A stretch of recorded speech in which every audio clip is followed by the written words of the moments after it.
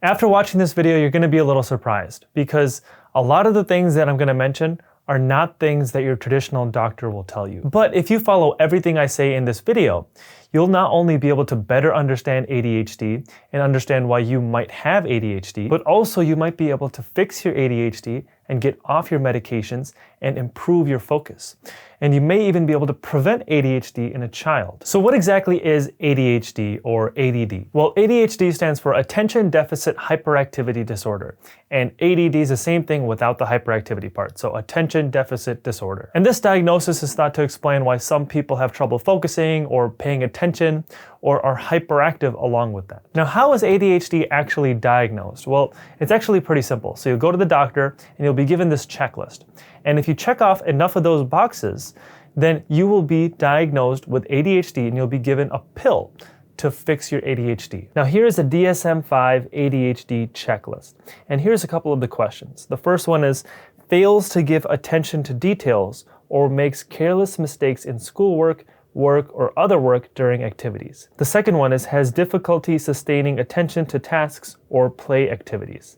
In other words, you have trouble staying focused. And the third one, does not seem to listen when spoken to directly. Now, I'm not going to keep reading those list of questions, but you can see that this doesn't seem very precise in its measurement for ADHD. There's no blood work being done, there's no scans being done, it's simply just a checklist. So were you really telling me that there's no better way of explaining these symptoms and diagnosing ADHD than to go through this checklist, and if you check off enough boxes, then you're giving a medication? Well, luckily there is another explanation for ADHD. So if you look at the symptoms of ADHD, people are going to be more irritable, they're more moody, they get distracted easily, and they're not focused. They're also more likely to be depressed and have suicidal thoughts. Now, if you took all these symptoms on a person and you took away the label of ADHD, they're the exact same symptoms as someone who is sleep deprived. But here's the problem. If a child is sleep deprived and they go to a doctor and they present all these symptoms, usually instead of being diagnosed as having a sleep deprivation problem or a sleep problem, they'll be diagnosed with ADHD. And if you don't believe me, I have a study proving just that, and I'm going to talk about it in just a bit. But now that child will be given an incorrect diagnosis for ADHD, and now they're going to be given a medication that they never needed in the first place. Now here's the ironic part, because if a child does not have ADHD, but they're actually sleep deprived, but they're given these ADHD medications, it's only going to make their problems worse. Because what are the most common ADHD medications? The two that most people can think of are Adderall and Ritalin. But not many people know exactly what these drugs do. Adderall is basically an amphetamine, and it has some mixed in salts in it. So it's a stimulant. Ritalin is also a stimulant, and it's very similar, but it's called methylphenidate. Now here's where the irony comes in.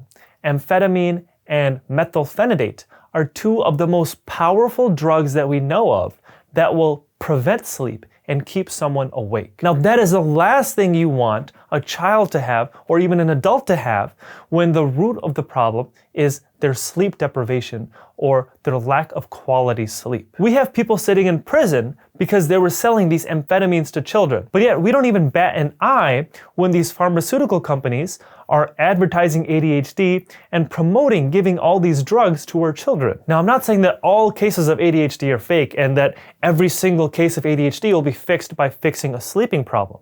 But you'll be surprised how often ADHD is getting misdiagnosed. Right now, estimates are that over 50% of children that are diagnosed with ADHD actually have a sleeping disorder instead. But only a small fraction of those people actually know they have a sleeping disorder. So what exactly is causing someone, an adult or a child, to have these symptoms of ADHD and be chronically tired? Well, it could be simply a lack of sleep if they're not getting a full 8 hours of sleep every night. If you look at all developed countries, 2/3 of people are not getting the recommended amount of sleep every night.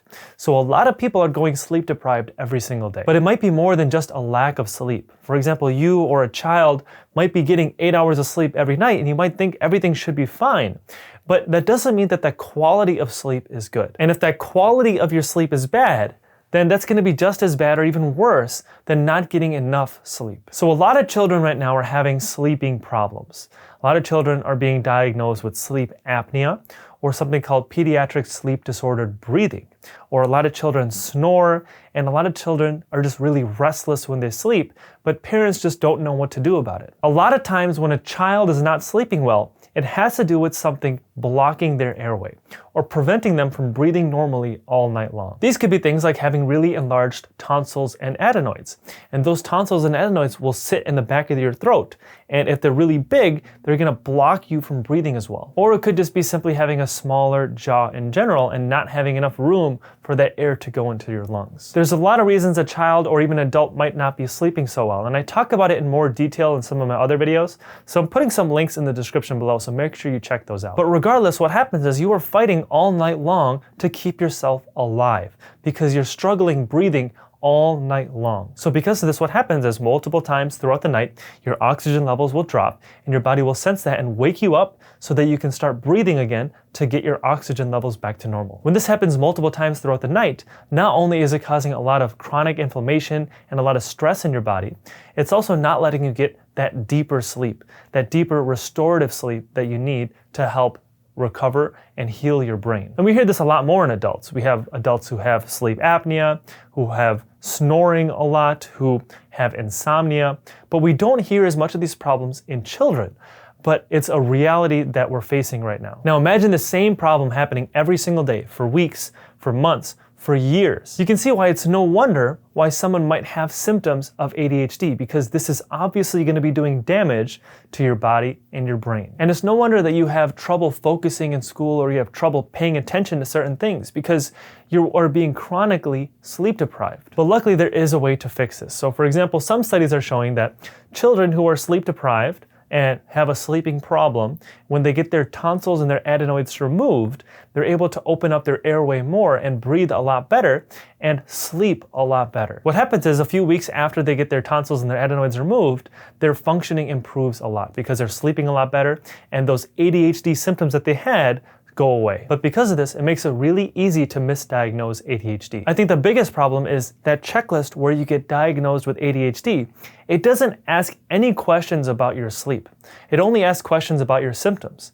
But we can see clearly that those same symptoms are true if someone is sleep deprived. And the problem is when you start taking those medications, if in fact the problem was just your sleep deprivation the whole time, now you're going to be doing more harm than good. Now, if you don't believe me how easy it is to misdiagnose ADHD, I have a study showing exactly that. So this study took 105 kids between the ages of 5 and 12 years old. And 78 of them were already scheduled to get their tonsils and their adenoids removed to improve their breathing when they're sleeping. Now, before they had their surgery, they also got tested for ADHD by a psychiatrist. What they found is 22 of those kids were diagnosed with ADHD. And then what happened is after the surgeries were done, a year later, they came back to that same psychiatrist and they got retested for ADHD. But after just 1 year, 50% of those kids, 11 of those 22 kids, no longer had ADHD. They were cured. Now this is the problem. They were misdiagnosed in the first place. The thing is that ADHD is impossible to be cured in just 1 year because by the definition of ADHD,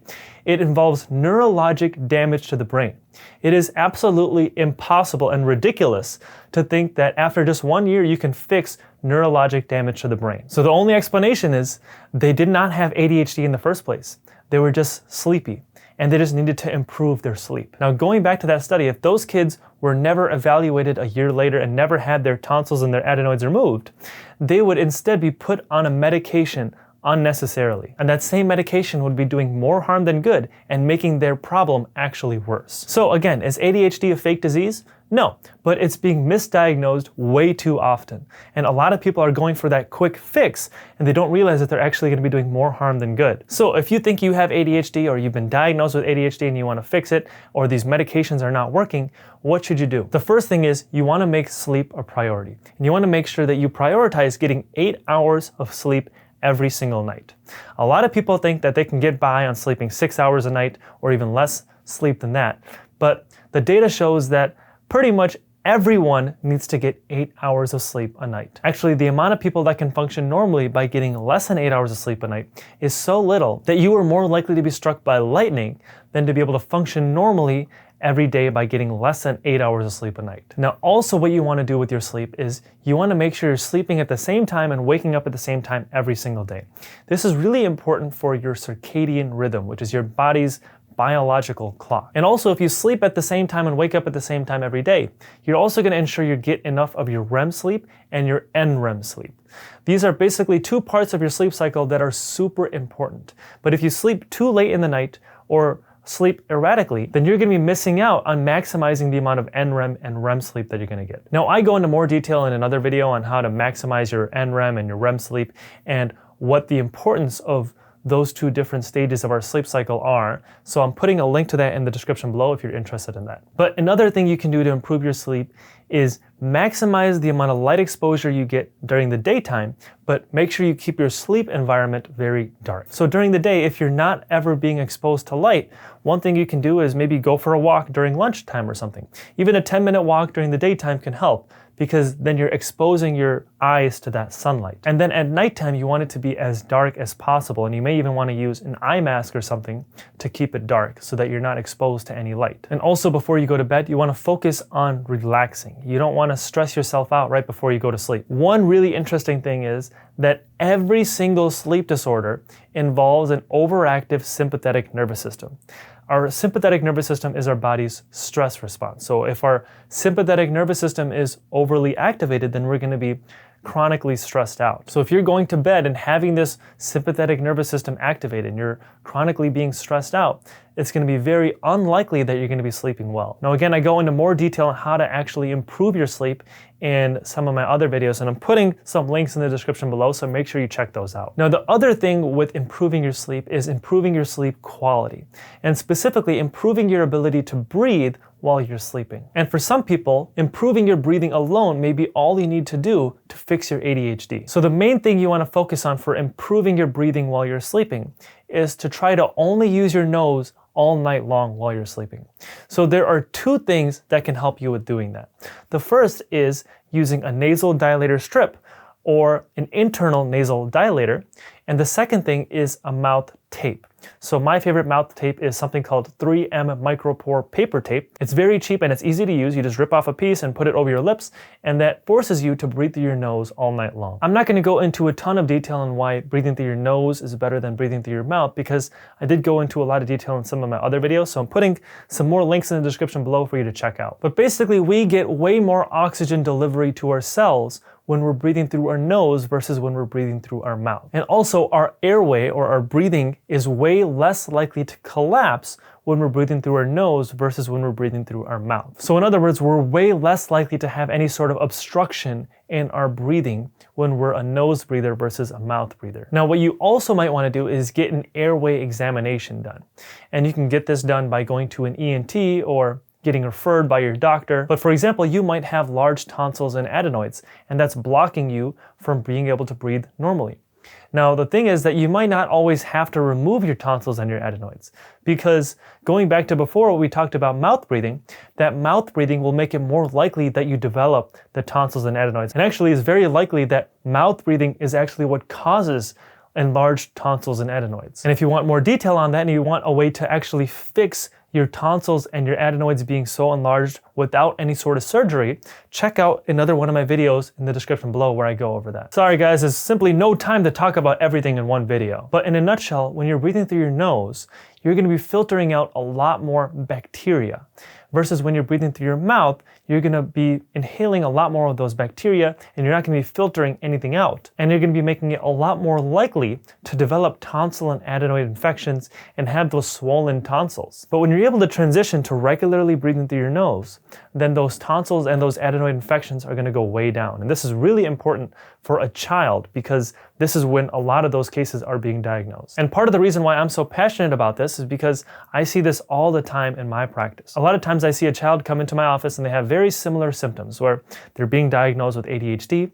When I do my airway exam, I see very enlarged tonsils and adenoids, and I see that they have a lot of symptoms of not sleeping well. And another thing that ADHD is associated with is having a smaller jaw. And again, this all goes back to how well you're able to breathe regularly and also while you're sleeping. And if you have a smaller jaw that develops, then your airway or your breathing is going to be way harder. Now, when it comes to our jaws, a lot of people think that it's because of genetics, the way that our jaws develop. But actually, you'll be surprised, it's not our genetics that determine how big our jaws develop.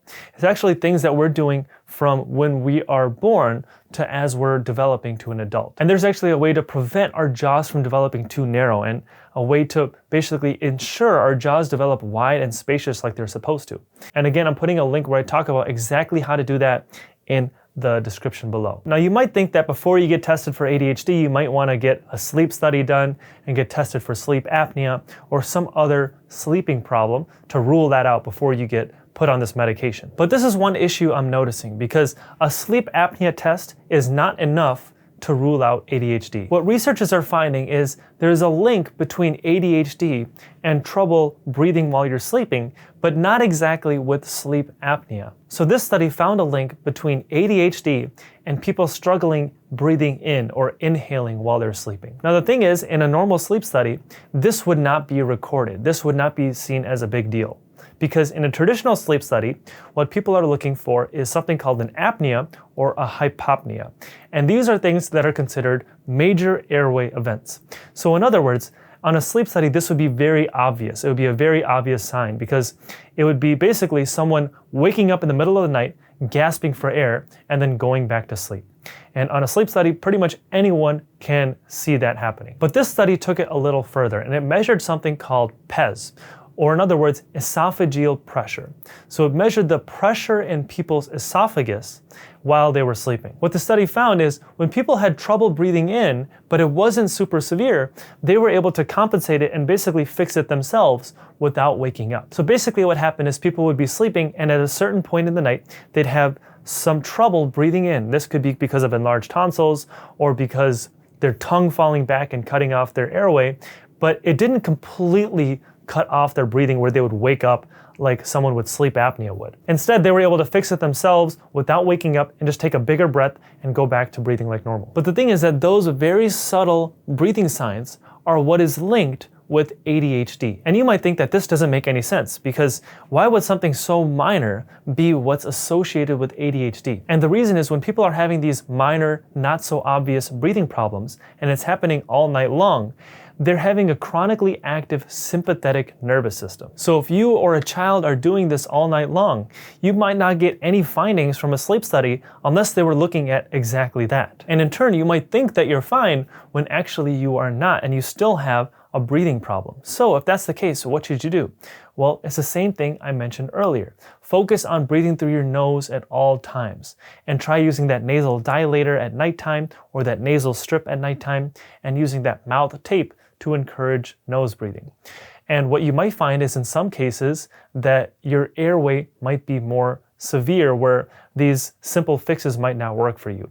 So if you go to an ENT or an ear, nose, and throat doctor and get your airway evaluated, they might suggest something else, like for example, getting a CPAP machine or possibly even a surgery done to improve your airway. What you don't want to do is nothing, because the problem is, even though these are very subtle problems in your breathing, they will continue to get worse over time. That's your stress response constantly working.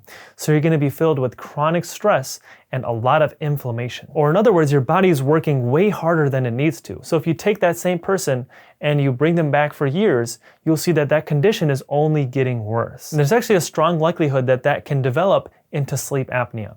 Because when you think about it, sleep apnea isn't something that just develops overnight. You don't just randomly go to sleep one day and then all of a sudden your body starts collapsing on you and then you start gasping for air. There's a whole process that happens that leads to someone having sleep apnea. And the same thing is true for ADHD. These symptoms for ADHD don't just develop overnight, especially when it's actually someone who is chronically sleep deprived. So if you tried all these methods to improve your sleep and improve your breathing and nothing worked, and you're still struggling with ADHD, or your child is still struggling with ADHD, then at least you know you ruled out the sleeping problem before you got medicated for ADHD. I think that's way better than going in, getting diagnosed with ADHD, and start taking a medication unnecessarily when the root of the problem was really your sleep. And now you're taking this medication that's making it worse. Teeth grinding is one thing that will drive a lot of people crazy. Not just the patients that are struggling grinding their teeth, but also the dentist or the doctor that they go to.